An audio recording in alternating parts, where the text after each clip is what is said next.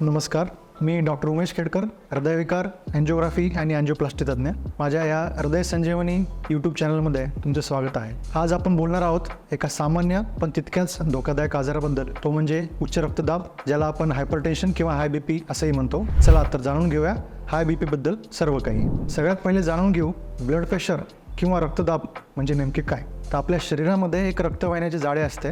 या रक्तवाहिन्यामध्ये जे रक्त वाहत असते त्या रक्ताद्वारे रक्तवाहिन्याच्या आवरणावर एक प्रकारचा दाब किंवा प्रेशर पडत असते, ज्याला आपण रक्तदाब असे म्हणतो किंवा ब्लड प्रेशर म्हणतो. साधारणपणे ब्लड प्रेशर हा 120/80 हा एवढा नॉर्मल असायला पाहिजे. आणि ज्यावेळेस हा रक्तदाब हा प्रमाणाबाहेर वाढतो, म्हणजेच ज्यावेळेस तो 140/90 पेक्षा जास्त राहतो, तेव्हा त्या परिस्थितीला आपण उच्च रक्तदाब किंवा हायपरटेन्शन म्हणजेच हाय BP असे म्हणतो.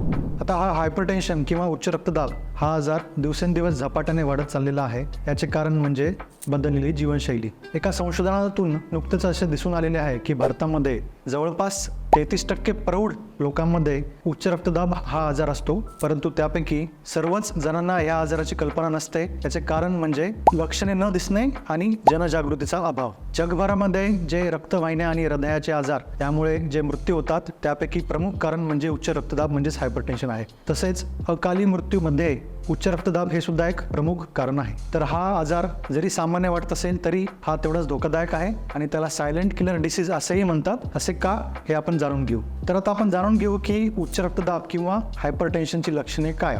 तर सर्वप्रथम सगळ्यात महत्त्वाची आणि तितकीच चिंताजनक गोष्ट ती म्हणजे ही की उच्च रक्तदाबामध्ये बऱ्याच रुग्णांमध्ये बरीच वर्षे काहीही लक्षणे आढळून येत नाहीत आणि त्यामुळे रुग्णांना त्यांच्या ब्लड प्रेशर किंवा रक्तदाबाबद्दल काहीही कल्पना नसते. काही रुग्णांमध्ये लक्षणे जाणवू शकतात, जसे की डोके गरगरणे, डोके दुखणे, अंधुक दिसणे, छातीमध्ये धडधडणे, लवकर थकायला होणे किंवा अस्वस्थ वाटणे. तर आता आपण जाणून घेऊ हायपरटेन्शन किंवा हाय BP मुळे होणाऱ्या दुष्परिणामाबद्दल म्हणजेच कॉम्प्लिकेशन्सबद्दल. तर मी जसे आत्ताच बोललो आहे की हायपरटेन्शनला सायलेंट किलर डिसीज असेही म्हणतात. याचे कारण म्हणजे बरीच वर्षे हायपरटेन्शनची काहीही लक्षणे पेशंटमध्ये जाणवत नाहीत, परंतु असे असले तरी हा अनियंत्रित ब्लड प्रेशर हळूहळू करत आपल्या शरीरातील प्रत्येक यंत्रणेवर त्याचे दुष्परिणाम करतो आणि त्यामुळे कॉम्प्लिकेशन होऊ शकतात. बऱ्याच वेळा असे दिसून येते की पेशंट जेव्हा हायपरटेन्शनच्या कॉम्प्लिकेशनमुळे ॲडमिट होतो त्यावेळेस पेशंटला कळते की त्याला ब्लड प्रेशर होतात. तर त्यामुळे ह्या आजाराला सायलेंट किलर डिसीज असे म्हणतात. तर आता आपण जाणून घेऊ की हायपरटेन्शनमुळे काय काय कॉम्प्लिकेशन होऊ शकतात. सर्वप्रथम हृदयासंबंधीचे आजार. यामध्ये सगळ्यात प्रमुख आहे तो म्हणजे हार्ट अटॅक किंवा हृदयविकाराचा झटका. तरुणांमध्ये वाढत चाललेल्या हार्ट अटॅकचे प्रमुख कारण हे हायपरटेन्शन आहे. त्याशिवाय काही जणांमध्ये अनियंत्रित ब्लड प्रेशरमुळे हार्ट फेल्युअर हा आजार होतो, ज्यामध्ये हृदयाची पंपिंग करण्याची क्षमता ही कमी झालेली असते. दुसरा महत्त्वपूर्ण अवयव जो हायपरटेन्शनमुळे बाधित होतो तो म्हणजे आहे मेंदू. तर मेंदूमध्ये हायपरटेन्शनमुळे रक्तस्राव होऊ शकतो किंवा रक्तवाहिन्यामध्ये गुठळी तयार होऊन पेशंटला अर्धांगवायू किंवा लकवा हा आजार होऊ शकतो. तिसरा अवयव जो की ब्लड प्रेशरमुळे ज्याच्यावर परिणाम होतो तो म्हणजे किडनी. बऱ्याच लोकांमध्ये अनियंत्रित ब्लड प्रेशर हा किडनीला डॅमेज करतो आणि कालांतराने अशा रुग्णांना डायलिसिस किंवा किडनी ट्रान्सप्लांटची सुद्धा गरज पडू शकते. आणि चौथा महत्त्वाचा अवयव तो म्हणजे आहे डोळे. जेव्हा ब्लड प्रेशर हा बरेच वर्षे अनियंत्रित असतो त्यामुळे डोळ्याच्या पडद्यावर परिणाम होऊन रेटॅनोपॅथी नावाचा आजार होतो आणि त्यामुळे दृष्टी ही कमी होते. तर ह्या सर्व कॉम्प्लिकेशनमुळे ब्लड प्रेशरची ट्रीटमेंट ही रेग्युलर करणे हे अत्यंत आवश्यक आहे आणि ब्लड प्रेशर नियंत्रित ठेवणे हे आवश्यक आहे. तर आता जाणून घेऊ की ह्या ब्लड प्रेशरची काय कारणे आहेत किंवा ब्लड प्रेशरची रिस्क फॅक्टर्स काय आहेत.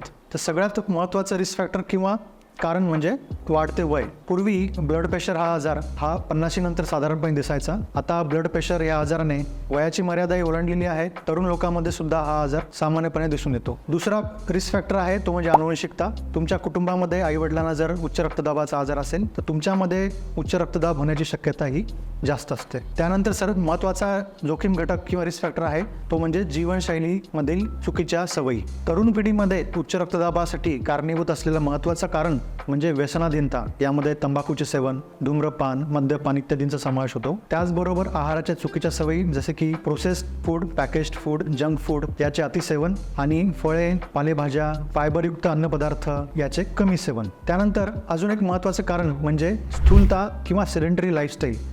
यामध्ये व्यायाम न करणे, वजन हे अनियंत्रित असणे हे सुद्धा हायपरटेन्शनचे एक महत्त्वाचे कारण आहे. त्याचबरोबर अन्य काही आजार जसे की मधुमेह, हाय कोलेस्ट्रॉल, किडनीचे आजार, काही हार्मोन संबंधीचे आजार, श्वसनाचे आजार जसे की ऑब्स्ट्रक्टिव्ह स्लीप अपनिया इत्यादी जर असतील तर तुम्हाला उच्च रक्तदाबाचा धोका हा अधिक असतो. त्यामुळे हे रिस्क फॅक्टर जर तुमच्यामध्ये असतील तर तुम्ही अधिक जागरूक असणे आवश्यक आहे आणि वर्षातून कमीत कमी एकदा तुम्ही स्वतःचा ब्लड प्रेशर हा डॉक्टरांकडून चेक करून घ्यावा.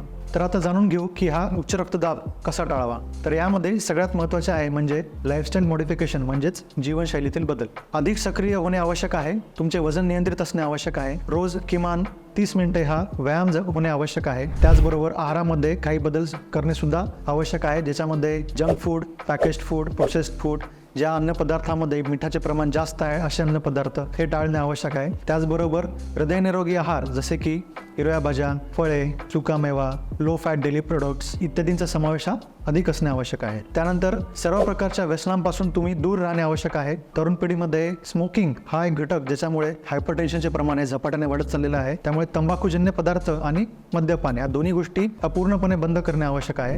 उच्च रक्तदाब टाळण्यासाठी तुमचे मानसिक आरोग्य हे चांगले असणे आवश्यक आहे. मानसिक ताण किंवा स्ट्रेस याचे योग्य पद्धतीने मॅनेजमेंट करणे आवश्यक आहे. त्यासाठी योगा, प्राणायाम, ध्यानधारणा किंवा मानसोपचार तज्ञांचा मदत ही देखील फायदेशीर ठरू शकते. तसेच तुमचे वय वर्ष 40 पेक्षा जास्त असेल तर तुम्ही दरवर्षी कमीत कमी एकदा हा ब्लड प्रेशर तपासून घ्यावा. आता आपण जाणून घेऊयात ह्या हायपरटेन्शन या आजाराचा इलाज म्हणजे ट्रीटमेंट काय आहे ते. तर जसे आपण आत्ताच बोललो की लाईफस्टाईल मॉडिफिकेशन हा ब्लड प्रेशर टाळण्यासाठी एक महत्त्वाचा मार्ग आहे. तीच उपाय हे ब्लड प्रेशरच्या ट्रीटमेंटसाठी सुद्धा तेवढेच महत्त्वाचे आहेत. यामध्ये सगळ्यात महत्त्वाची गोष्ट ती म्हणजे मिठाचे सेवन. आपल्या दैनंदिन आहारामध्ये दररोज जास्तीत जास्त 5 ग्राम एवढे मीठ असणे आवश्यक आहे. जेवढे कमी मिठाचे सेवन करता येईल तेवढे कमी मिठाचे सेवन करणे हे कधीही फायदेशीर ठरू शकते. हायपरटेन्शनच्या इलाजाचा दुसरा आणि सगळ्यात महत्त्वाचा भाग जो म्हणजे औषधी म्हणजेच मेडिकेशन्स. आता हायपरटेन्शन संबंधी असणारी औषधेही अनेक आहेत. तुमचे वय, तुमची शारीरिक परिस्थिती, तुमची लक्षणे आणि सोबत असणारी इतर आजार या सर्वांना लक्षात घेऊन डॉक्टर तुम्हाला औषधोपचाराचा सल्ला देतील. प्रत्येक पेशंटची औषधोपचाराची गरज ही वेगवेगळी असू शकते. तसेच मेडिसिनचा रिस्पॉन्स हा प्रत्येक पेशंटमध्ये वेगवेगळा असू शकतो. त्यामुळे काही पेशंट्समध्ये हायपरटेन्शनची मेडिसिन्स कमी डोसमध्ये लागतात तर काही पेशंटमध्ये जास्त डोसमध्ये लागतात.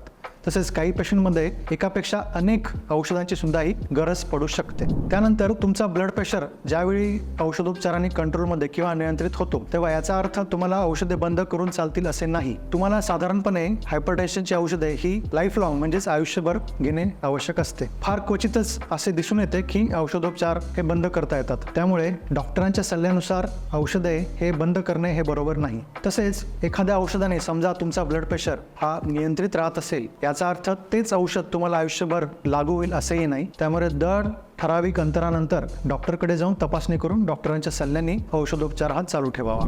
तर आता जाणून घेऊ हायपरटेन्शनच्या ट्रीटमेंटचे उद्देश म्हणजेच गोल काय आहे ते. तर कुठल्याही हायपरटेन्शन ट्रीटमेंटचा मुख्य उद्देश आहे की तुमचा ब्लड प्रेशर नियंत्रित ठेवणे. नियंत्रित म्हणजे साधारणपणे तो 140/90च्या खाली असणे आवश्यक आहे. काही रुग्णांना काही इतर आजार असतात जसे की किडनीचे आजार, मधुमेह, हार्ट डिसीज. तर अशा पेशंटमध्ये ब्लड प्रेशर हा आणखीन थोडासा कमी असलेला हा चांगला असतो जसे की 130/80. तर आपले हे उद्देश पूर्ण करण्यासाठी औषधोपचार हे डॉक्टरांच्या सल्ल्याने हे कायमस्वरूपी आणि नियमितपणे चालू ठेवावेत. तर हे होते आज ब्लड प्रेशरबद्दल सर्व काही. मी आशा करतो की हा व्हिडिओ नक्कीच तुम्हाला उपयोगी ठरेल आणि जर हा व्हिडिओ आवडला असेल तर नक्कीच फॉरवर्ड करा. त्याशिवाय तुम्हाला काही शंका असतील, प्रश्न असतील तर नक्कीच कमेंट बॉक्समध्ये लिहा. मी नक्कीच त्याचे उत्तर देण्याचा प्रयत्न करेल. धन्यवाद.